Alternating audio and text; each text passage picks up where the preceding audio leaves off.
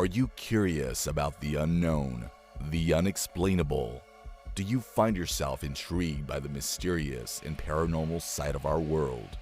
Join us on an adventure into the world of inexplicable discoveries and investigations that may someday give us the final answer as to what may be behind the veil of reality. The borders of space and time have opened once again, and transmitting from the mountains of West Virginia, it's time once again for Let's Find Out with Diego. The universe is waiting for you.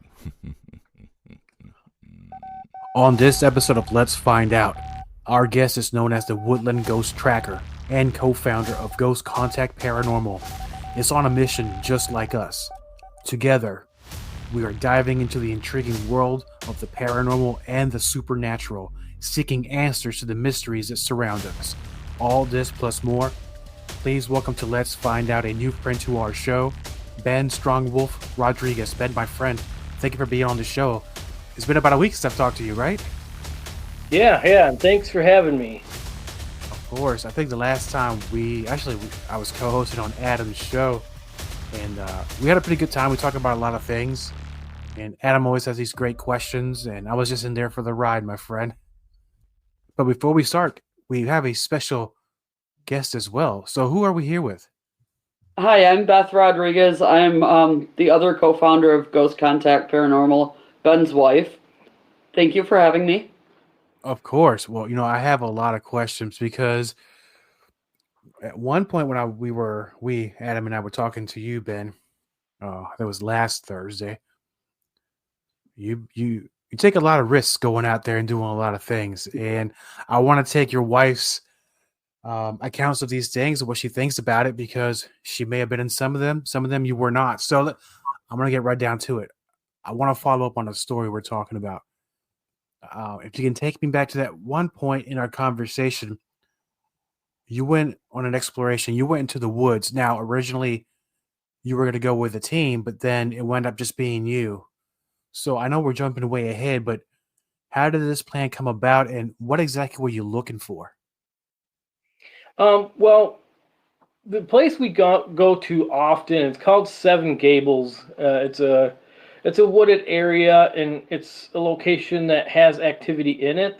The activity is minimal, but it's a nice place to go because you can go there spontaneous. You don't need to book the place in advance. It's just open to the public. So whenever you're feeling okay, I feel like ghost hunting today, that's the place to go to.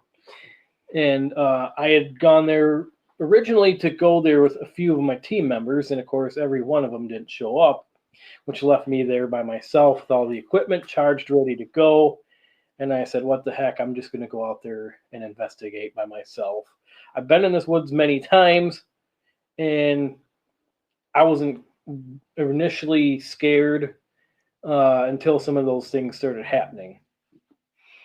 Oh, well, one of the things I was going to bring up was, at that location, what were you originally looking for? Originally, I went there just to do a paranormal investigation and to try to have some of the stuff that has happened to us in the past reoccur. So, your typical ghost interactions, EVPs, and that sort of thing. I was not going there with the intention on looking for anything cryptid or alien.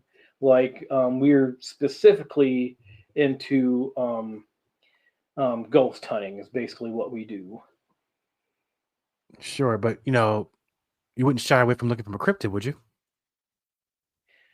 No, definitely. I mean, just like getting that validation or that proof with the paranormal when it comes to ghosts, I have to have some sort of proof in order for me to go from being a skeptic to a believer. And I haven't really had anything as far, well, if you could say Bigfoot or Dogman, any experiences of that.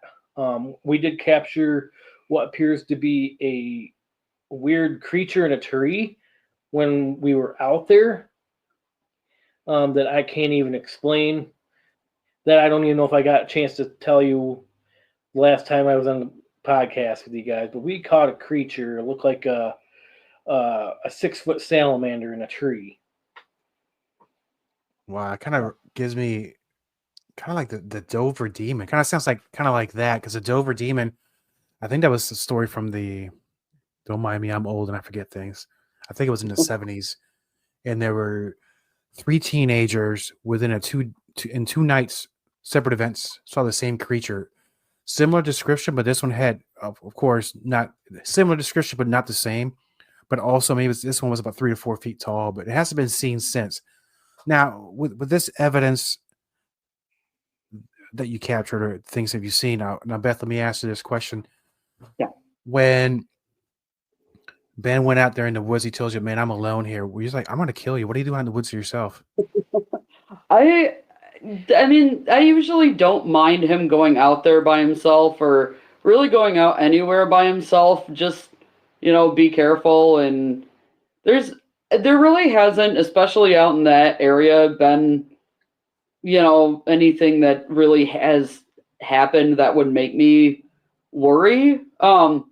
Honestly, in my personal opinion, the only thing that I would be worried about is animals out there.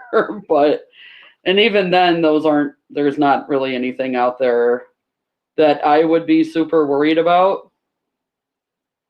But There are reports on a rare occasion of a cougar sighting in Michigan, but generally they're smaller in size up here, and they're more scared of us than we are of them. I don't know.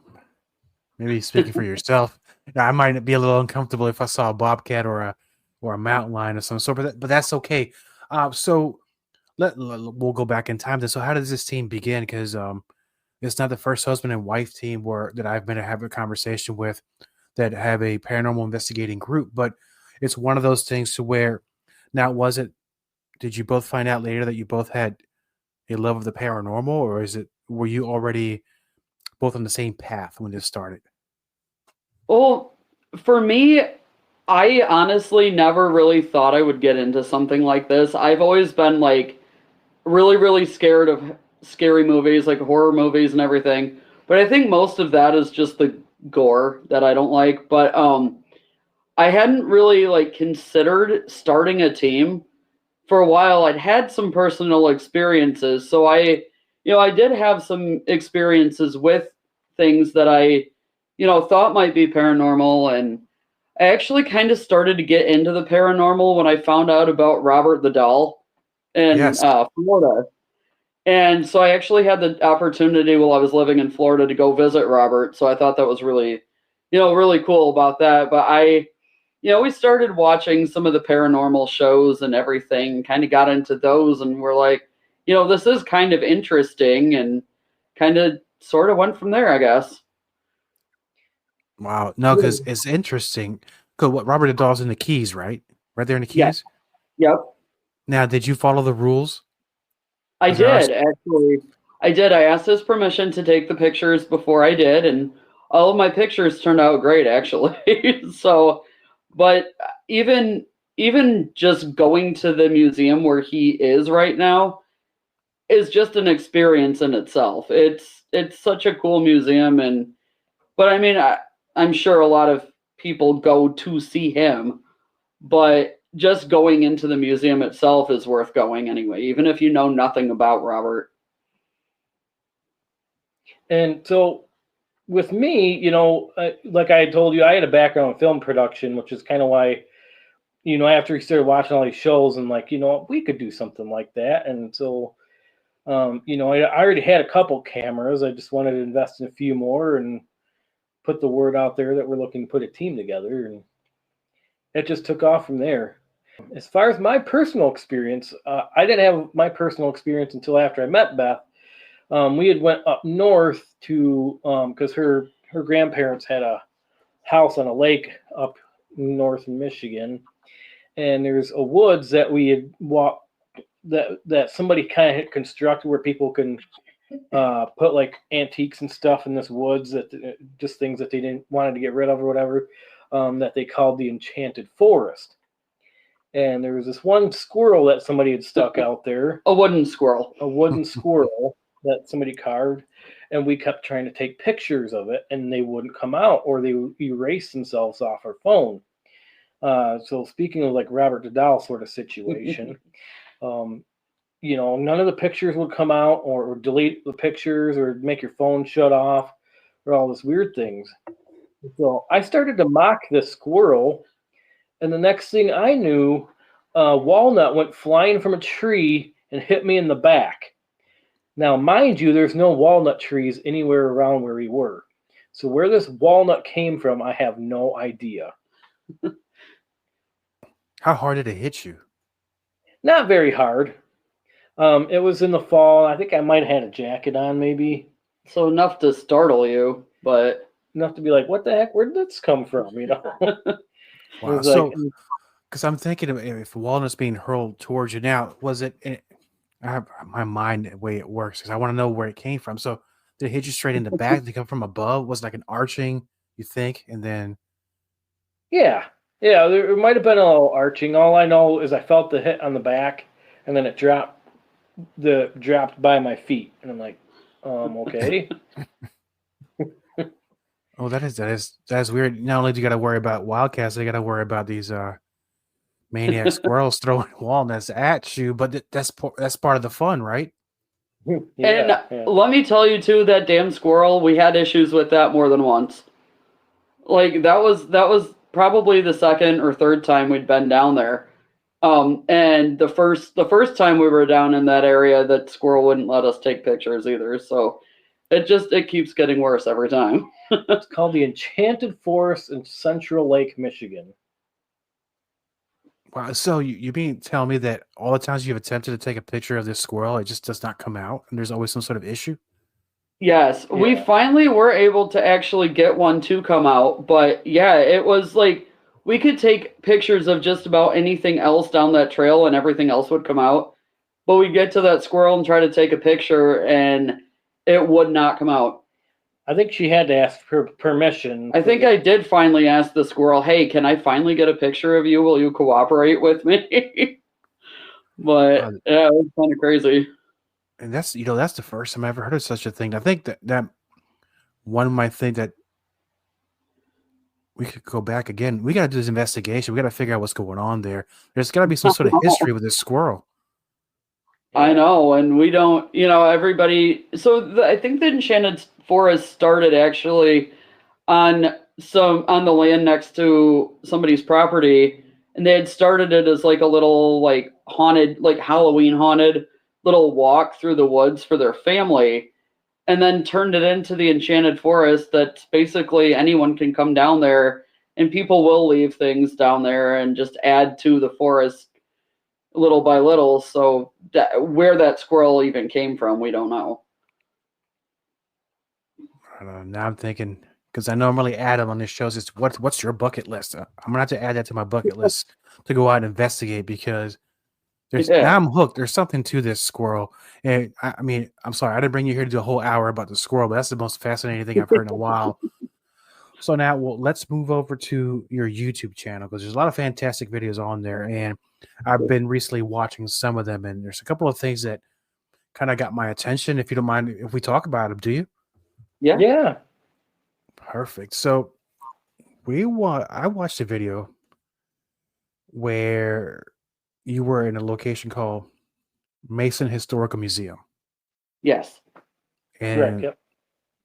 there's a lot in there, and I know we could probably take an hour talking about that. So where is this located, and what goes on in there? I'll let you take this one if you want. Yeah. The museum is located in Mason, Michigan, about a block outside of downtown. The building has been a couple different things over the years. Originally, the Rayner family was a very prominent figure in the town, and it was what it was called as their city house. They had one out in the outskirts of town that was their country house, but originally the building was their city house, and then it turned into a church of science, I believe is what it was. And actually, what was really cool about that location was I grew up on that block. So I lived on that block for almost 12 years, for the first 12 years of my life. So I knew the area very well. And now they've just turned it into a historical museum with different, things about Mason. And it was very interesting going there too. And they showed us a video of the history of the town and everything. And I actually learned a lot of things that I didn't really know, even though I grew up there. So it was very interesting. Yeah, and then obviously the Rainer came through when we were doing the our unusual version of an Estes method. I mean, I guess there's no like set way to do the Estes method, so we were just doing our own version of it. But I mean, for all the words that could have came through at that particular moment, it was Rainer who owned the building, which that surprised us a lot. Those of us who were in that room when the voice came through, I mean, we heard it as it was happening, and we were shocked. Yeah, and then when we were doing our walkthrough early on, you also and we actually, this wasn't an EVP because we heard this with our own ears. What sounded like an older person that had come in and was. We were all in the basement, obviously, and so it was that sound of like, "Hello, anybody home?" sort of thing. And we went up there, walked around, and sure enough, there was nobody in the building. Now, what is your preferred method when you go to these locations? Because you say you use kind of your own version of a certain method. So, what is your go-to? I mean, really, I guess it would be wise to use different methods, but which one works the best for you both? Well, what you mean, like the Estes method, or just the overall investigation? Well, the first one, and then the overall. Which was your favorite out of all of those? Well, so basically, when we go into an investigation, we kind of we'll go into an investigation blind, meaning we don't know the history, and then we'll read up on the history after the fact, because we don't want to go into an investigation with pre-notions that, okay, this is what we're going to expect to see. Yeah. Because the more you expect something, a lot of times we're trying to force the spirit to do that. And so we just go a lot of times into an investigation with a clear conscience, clear mind, and then just, we'll kind of see what happens. Yeah. The one in Mason, we did know some of the history beforehand, but when we went to a location in Toledo, Ohio, the Collingwood Art Center, we went into that investigation completely blind. Like we told the tour guide, we don't want to know. Like, we don't want to know what happened to different teams that came through here. And, you can tell us, history of the building and whatnot, some of the history, but don't tell us what happened to other people. Like activity-wise. Like, paranormal activity-wise, whatever. But so we were, at that location, we were very pleasantly surprised. We had a lot of experiences that were very cool, and the other things that we caught after the fact going through our footage. So honestly, I do think that's a good way of doing things, just because, as Ben said, you don't want to have those, I guess, preconceived notions of this is what's going to happen, because then you end up, like, when it doesn't happen, you're like, well, that was kind of a bust. But so that's kind of something we've started doing pretty recently, is just kind of going into an investigation blind. No, and I think that's the best way to do it. And I'm not an experienced paranormal investigator or anything of that sorts, but there's a couple of camps that fall. People will do the research before they go, or those that just go in cold. Preferably just go in cold, because you're going to get so much more out of it Yeah. Like I said, you're not going to be disappointed, and you're not going to go in there with a preconceived notion of who was there, or what you think they would say. Right. Right. And it's kind of like we had some of the experiences kind of like took us to taking those steps as we heard a dog barking. We were doing an investigation on a battleship called the USS Edson in Saginaw Bay, Michigan. And it was like a destroyer class battleship. And During the Vietnam War. yes. And we heard a dog barking on it. And we were like, well, when I was going through the footage, I'm like, okay, that's interesting. We didn't hear it at the time, but we definitely heard it while reviewing the footage. And I asked the tour guide about that. She then told us that the captain had a dog on the ship. So sometimes, Yeah. even though we do go into an investigation with blind, we will, after the fact, do research. And that actually just kind of came up in conversation that this was a couple months later that we even brought that up in conversation to the tour guide and somebody else who had worked on the ship too, because they have the ship as a museum now too. And it just kind of, they were like, oh, did you know that there was actually a dog on the ship that the sailors kind of smuggled onto the ship? We're like, no, we had no idea. So we're like, well, that makes a whole lot of sense now as to why we heard the dog barking. So it is kind of interesting when stuff like that kind of happens. Well, that sounds kind of cool because now Cool.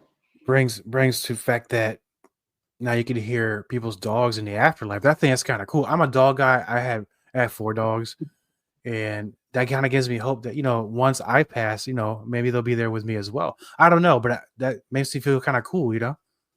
We have a dog. We're a ghost cat in our house. We have no idea. Like, it kind of started appearing before one of our cats passed away, but we will see this cat walking through the house, and even if there's times that our cat that we have now is in our basement with the door closed, we'll hear a cat jumping off the counter in the kitchen, and so we've just kind of embraced it. It's just kind of here. We'll see it every now and again. So it is kind of cool that animals, you still have the spirit of them too, that they can come in spirit form as well to visit you. So that's neat. fantastic. I mean, I would love that. And then because we're talking now, not only animals in the afterlife or hear the sounds of animals when you play back the video or the audio, but then let's move on to something a little bit different because then you cover. There's a video here. It's a kind of short video where you cover haunted objects, and there's some that would never bring these things into their homes or they have it in storage somewhere. Where do you fall into this? Well, I did that video because one of our good friends started a haunted museum in the Lansing area, which is probably a 5-minute drive, 5 to 10-minute drive from our house. Not too far. And he has this shop, and he lets us go in there. Every year he hosts an event where we can set up our table and talk about paranormal stuff. So we got really close with him, and I had just happened to do an investigation, which kind of correlates with one of my other videos, called the Haunted Portal Mirror.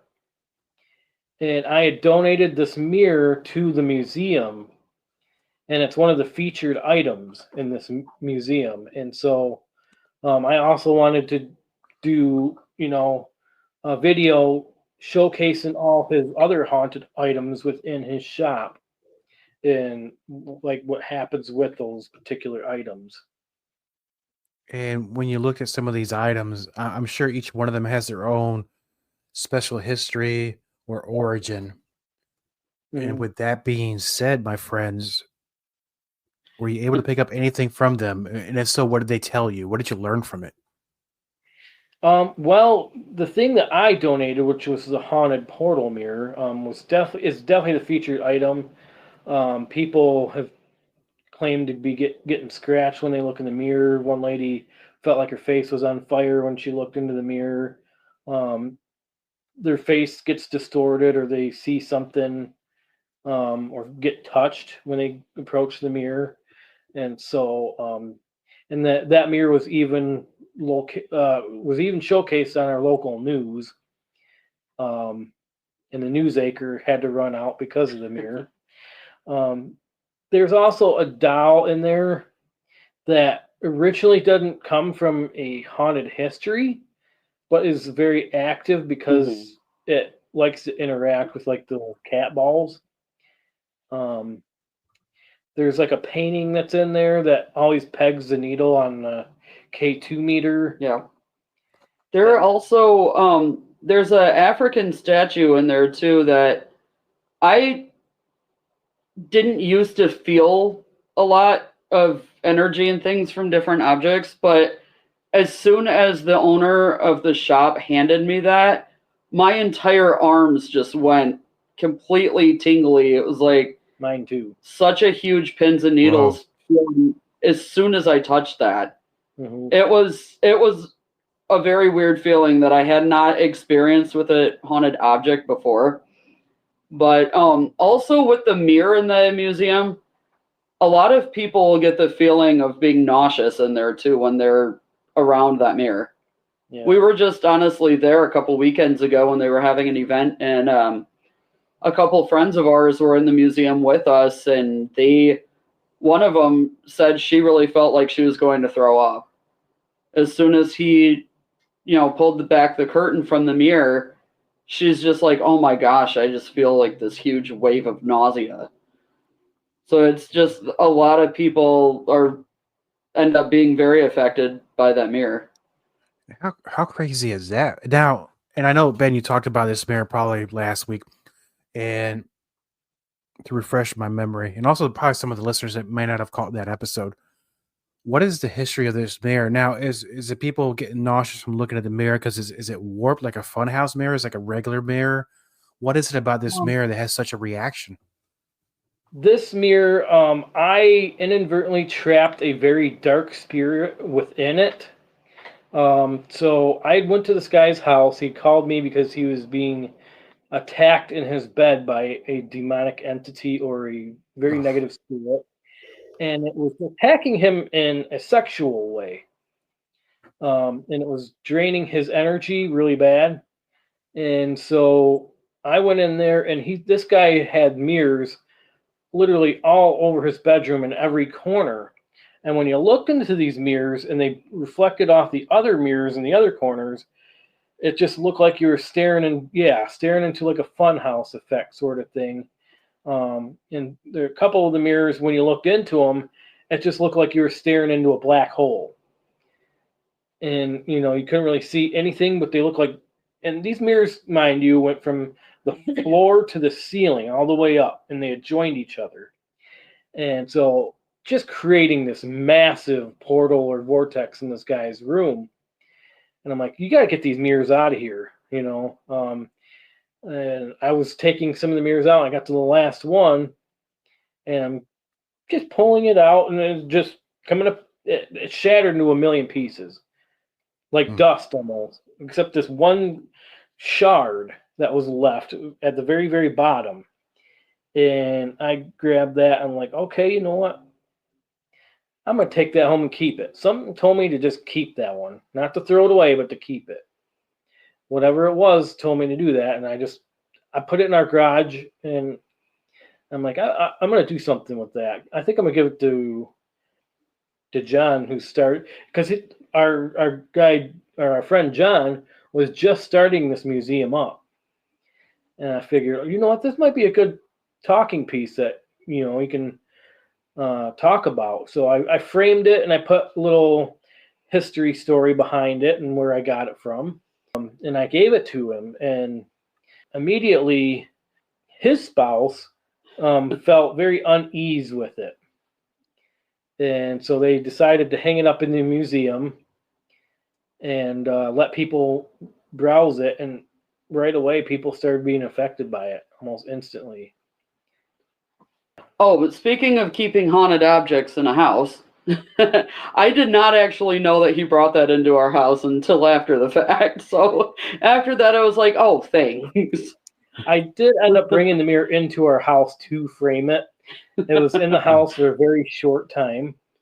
But I have a feeling the spirit is stuck in the mirror and was not going to go anywhere. So thankfully...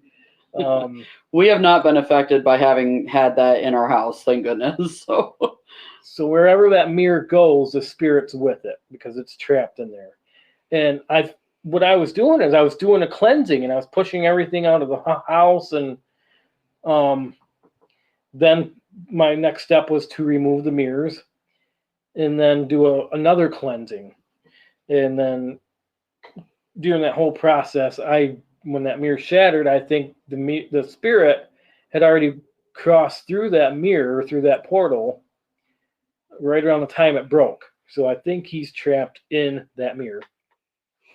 Were you ever able to make contact with his spirit or catch a glimpse of it or anything like that? What do you think it is, that thing? Well, what do you call those spirits that attack people in a sexual way? Well, there's two. There's succubus and incubus, right? Yeah, whichever one that prefers to go after male. But whatever it was attacking the man in a sexual manner. And during our investigation, we had our medium out there, and the spirit actually threw his bag from off the couch onto the floor. I didn't see it. I don't know what it was. No glimpse, no visual. There's audio because on my first initial walkthrough, I had set a DVR recorder on his bed while I was actually conducting an interview with him in the other room. And we got what sounded like literally like a demonic screeching sound. You would have to go into our shorts in our video, or our video shorts, and you can hear the demonic growling from that investigation. Okay, so now I just pulled into the shorts. I think I see 3 of them. Was it Ghost Caught on Camera? Is that the one? Or Nope, that's demonic audio from the... Oh, there it goes. Demonic Yeah. audio taken from the haunted mirror. All right, perfect. So I'm definitely going to check that out tonight right before I go to bed for some reason. I don't know if that's the best time to do it, but I'm going to do it. With that audio, when you hear it, it is insane. I'll just say that. And how my DVR recorder caught that, I don't know, but it was on his bed. So that's the only real, like, besides the guy, our medium's bag falling off the couch, as far as evidence-wise goes, that audio is the only other thing we got. No, I think that's quite enough, to tell you the truth. Especially, especially with what that spirit does to his unsuspecting victims. And with that being said, with the videos you have on your YouTube channel, what are you working on next? What videos should we be expecting? Well, we have 2 investigations coming up in the near future, possibly 3. We had a lady reach out to us, also from Mason. We should hear back from hopefully in the next couple of weeks. She says her mother's house is haunted and wants us to come check it out. And so we're going to put a date together to possibly go do that. And then we have 2 out-of-state investigations this summer that we're going to be doing. May 3rd, we're going to be going to the Rhodes Hotel in Indiana. Yep, Rhodes Hotel. And then I believe June 21st, I think it is, we'll be going to the Rock Island brewery or something like that. It's like Rock Island Hotel and Brewery or something. That's in Illinois, almost over by the Iowa border. Yeah. And Wow, so, man. And so with these locations, how do you choose them? Is it one of those things that you go on the internet and try to find something where this is where it's been reported some activity, or is it your followers that are suggesting these locations? How do you choose them? um, a lot of times I will do research on places that are within our budget because we don't have the greatest budget to go out and investigate, like some of these Really huge places. prime locations, I would love to go to Trans Allegheny or one of those places.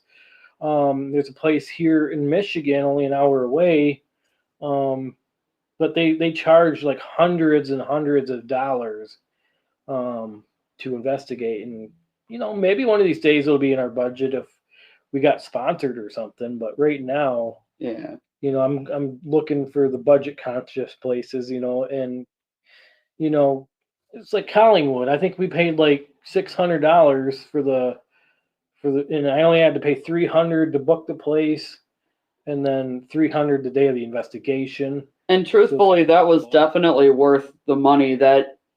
So the Collingwood Arts Center they rent out rooms there for people to have like art studios, and they have a theater in there too, and they do a lot of things for the community and everything. But the building itself, including the Gerber Mansion that's attached to it, is 86,000 square feet.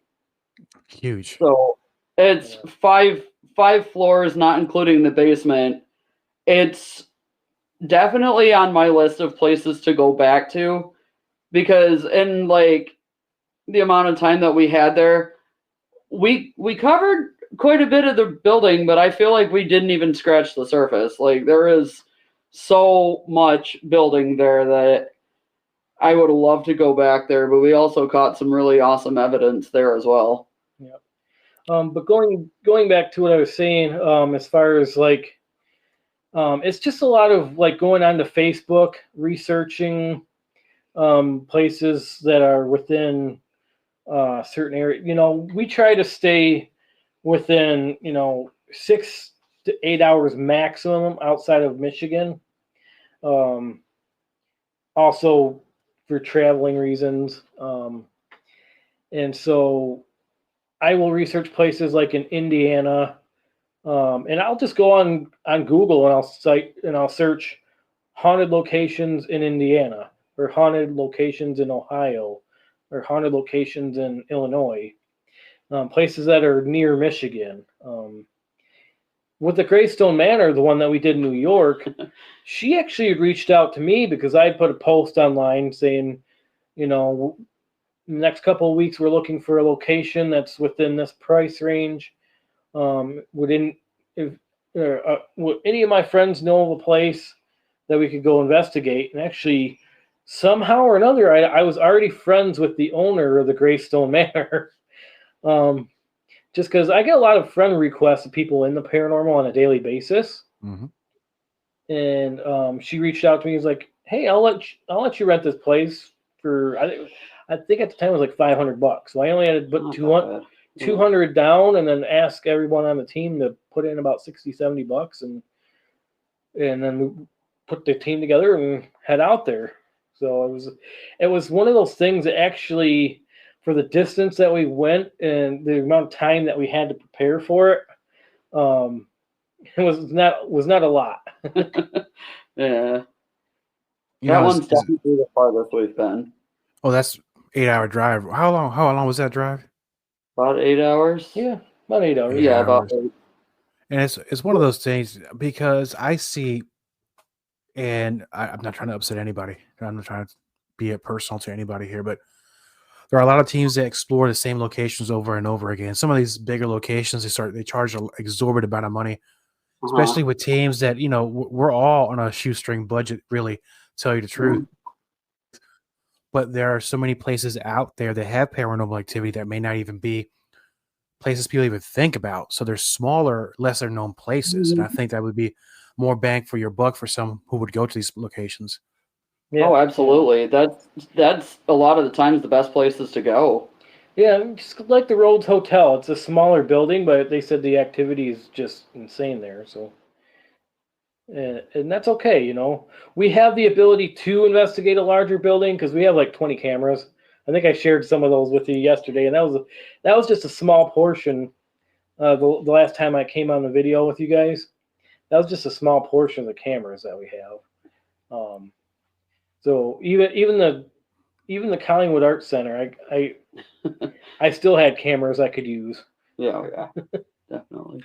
So with the cameras, I know from last week you actually a little show and tell you did on that one, which is beneficial for those that have the video. Unfortunately, I'm audio, but I know you talked about a really badass looking pair of binoculars you had there. Oh, they're amazing. They were about $400 or $500 on Amazon that I got them from, and yeah, they're not thermo. They're infrared binoculars that have recording mode on it. So it's basically like a camera and binocular in one, and they could literally see like a quarter mile away in pitch black darkness. So, and I like that just because the fact that I do a lot of investigations in the woods. Mm-hmm. Now, is that your preferred locations to go in the woods, or it doesn't matter where you go? For me, it doesn't really matter. Yeah. I like going in the woods because, well, for one, it's a lot more inexpensive. Uh-huh. Yeah. And two, it's spontaneous. You know, there's a lot of trails around Michigan that you can go, and for me, I don't even have to research a place that's haunted. I can literally walk just about anywhere in Michigan in the woods and run into paranormal activity in some way or another. I mean, there's been times I've gone into the woods and not got anything, and then it's just nice to walk in the woods anyways. But that's why I came up with the Woodland Ghost Tracker thing, just because I want to take a lot of my videos that I've done where I've walked around in the woods, did solo stuff, and make a nice little like documentary out of it.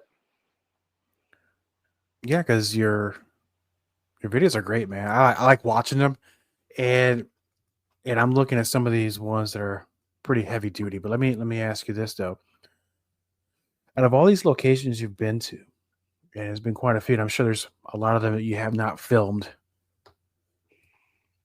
Which one of them, I guess, gave you I hate to use that word, but which one gave you the creeps the most? That had the biggest impact in your life?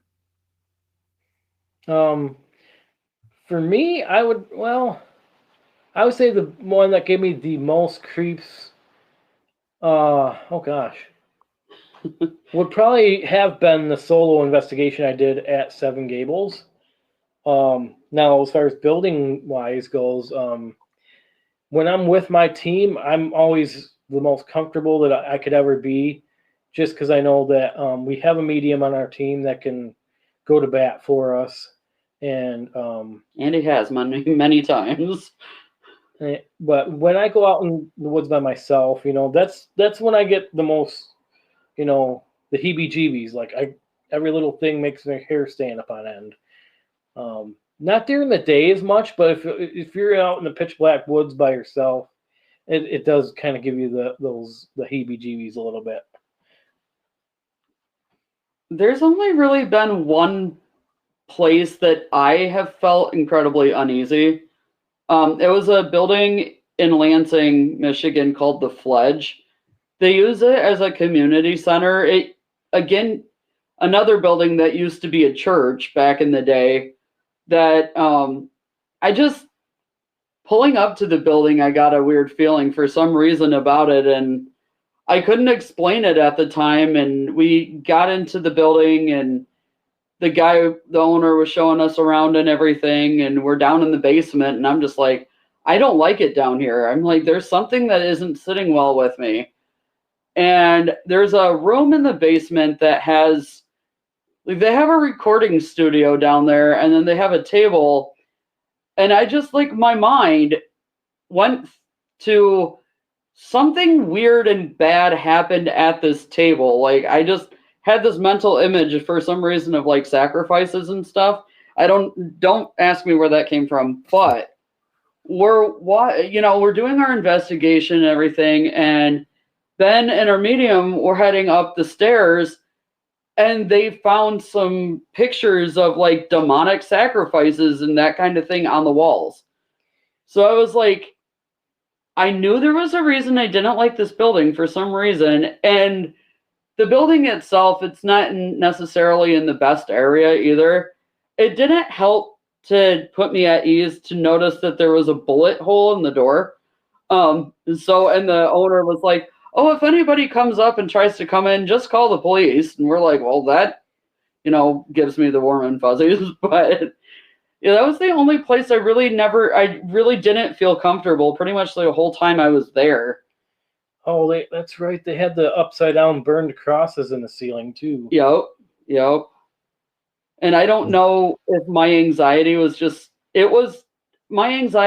of heightened that day for some reason. So I still wonder if that had anything to do with my feelings on that building, but I have not gone back in there ever since. So, but yeah, every other place I kind of go in there with an open mind, and there's been a couple times that something's happened that's kind of made me jump a little bit. We were at the Collingwood Arts Center. We were in the basement and a door slammed, and kind of scared the crap out of everyone. But otherwise, like, I don't generally feel uneasy, but the Fledge definitely was not my favorite place.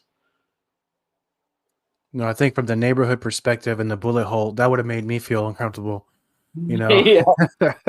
But I guess, when you go to these types of locations, you're going to feel a slight discomfort no matter where, because there's some sort of energy in there. It's either going to not want you there.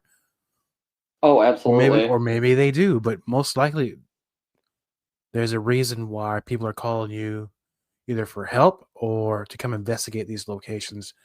Mm-hmm. And so for the listeners of Let's Find Out, they want to learn more about the YouTube channel. They want to learn more about where you're going next and about Ghost Contact Paranormal. Where can they go find out? You can check us out on Facebook. It's Ghost Contact Paranormal. You can also reach me on my personal page, Benjamin Strongwolf Rodriguez. I actually post more content on my personal page than I do on our team page, actually. And then we also have our YouTube channel that is Ghost Contact Paranormal. And when you're doing the research, if you can't find it, because I've noticed a lot of times when you research or type in Ghost Contact Paranormal, it pulls up a lot of different shows. So you can also search the Woodland Ghost Tracker, and that should bring you to our YouTube channel. Excellent. And what I'll do also when this episode is released, on the show description and links, I'll put that right in there. That way it's easier for people to navigate through the other teams and just find you directly. And one more thing before we go. Seeing that there's a lot of elements of danger no matter where you go when you're doing an investigation, what kind of advice would you give to those out there younger groups who may not have the experience as both of you have? What kind of advice would you give them before they go on an exploration or some sort of investigation? Never go to a location in the middle of the night by yourself like I did, unless you know the land really, really well. The good thing about Seven Gables, it's a park that we've at least investigated numerous times, because that's technically our training grounds. So in the spring, or when we get new equipment, or we try to get our team out there just to brush them up on how to use the equipment, and just to hang out with the team in the spring. And so we call that our training ground.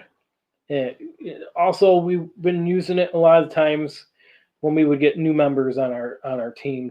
We have a good solid team now. Yes, we do. But over the years, we had let some people go, and then we needed to fill in some with some new people. And so we would always have Seven Gables be our training ground. And so with that being said, we knew the land really, really well. But if you're an investigator, I highly recommend, if you're going to go into the woods, go during the day to get a lay of the land. Mm-hmm. Because you don't want to get lost in the woods. You don't want to take a wrong turn and step into a swamp or something like that. So get your bearings together before you go into the middle of the woods in a pitch black dark. I would say to go into an investigation with an open mind. And also, a lot of teams do different things to protect themselves. We have people on our team that have crystals, that use crystals for protection. Some people use sage. One of our medium, he will always check in with us at the end of an investigation and just say, are you feeling okay? Do you feel like you have any attachments to you or anything? And he will cleanse us. He'll say a prayer over us, a protection prayer, and he will do everything he can to cleanse us before we even leave the location, so nothing follows us home. And with that being said, also speak out if you feel like you're being affected by something. Yes. Say something to somebody. Don't feel like you can just go home and deal with the spirit in your own way. Speak out to people, especially if you have a medium on your team. Mm-hmm. If you don't, then, you may have to reach out for some help, but don't just not say anything, speak out. Excellent. And great advice, by the way. When you're first starting out, don't go out there by yourself. Know the lay of the land, and for God's sake, at least know what you're doing. This is not for amateurs. Don't be like Ben. Don't do what he did.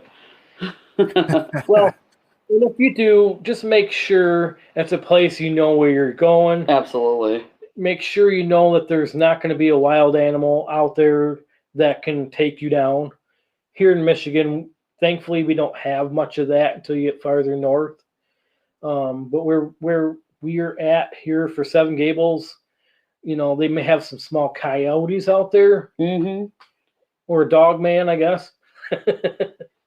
One of our teammates carries, and a couple of us, especially if we're out in the woods, but a couple of us will take like a knife or something out there with us too, just in case we were to run into an animal or something that could be potentially bad for us.